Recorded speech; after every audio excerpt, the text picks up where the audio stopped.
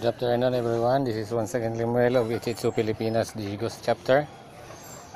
Ito na po yung final setup ko ng Ichitsu Genko. Yan po yung reactor, positive terminal, this is negative terminal, the fuse, relay nasa ilalim. Ito po yung output natin papuntang carb.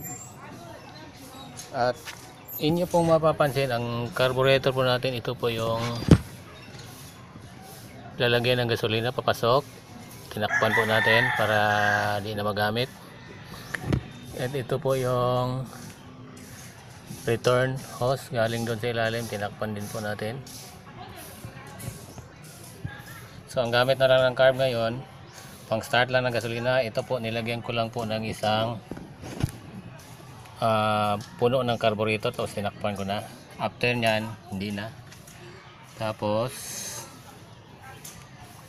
yan po yung wire papunta doon sa battery natin. At katulad po ng sabi ni Daniel Dingle, ang setup na ito ay medyo matagal-tagal konti paanda rin, dahil po sa sobrang tipid na ng setup natin doon sa gasolina sa start. And after that, pag naubos na yung pundo ng carburetor, itso na lang po ang magpapaandar. So subukan natin, paandarin natin.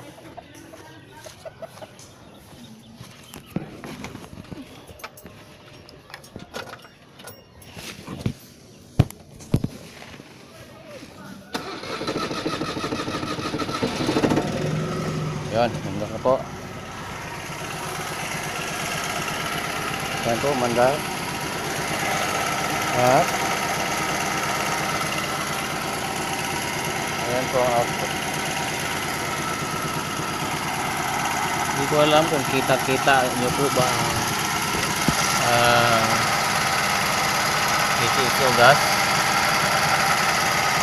Ayan.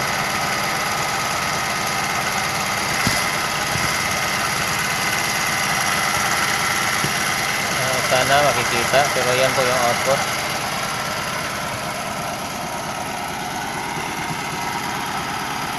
Yan. At throttle natin.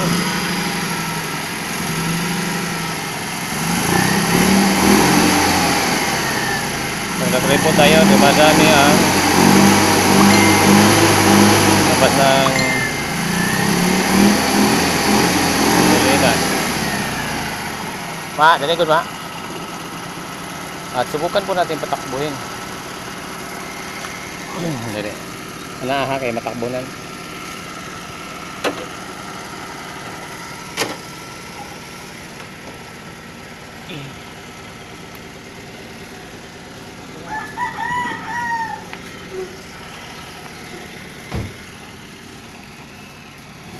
He's driving a car. Okay. You see?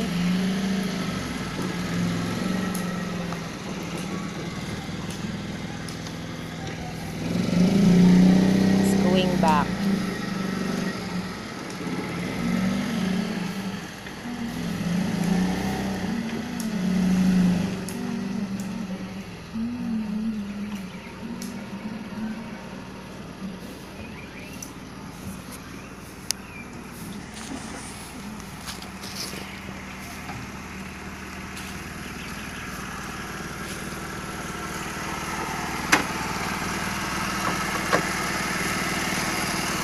Kita nyo? At siyempre, kagaya po ng dati, pag tinanggal natin ito, namamatay po ang makina natin. Ito yung hose na papunta doon sa intake manifold.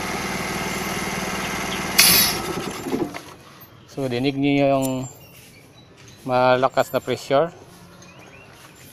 Malakas kasi ang pressure sa loob niyan, papunta doon sa makina.